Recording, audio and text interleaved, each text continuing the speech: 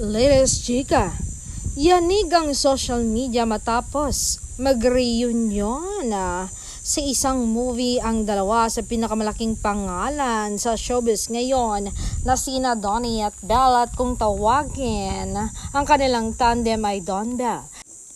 Sa isang madamdaming tagpo, hindi nakapagpigil si Donnie na magbitiw ng mga salitang tumagos sa puso ng marami. Ang hirit ni Donnie kay Belle, whatever it is, whatever it was, first love kita, isang pag-amin na sa kabila ng lahat ng pinagdaanan or isang dekada man o higit pa, nananatiling matibay ang kanilang pundasyon.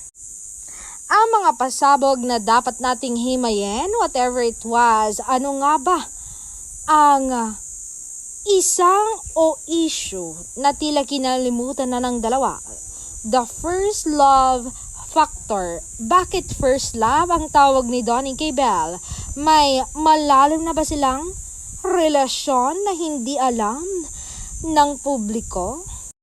Si Belle nga ba talaga ang first love niya?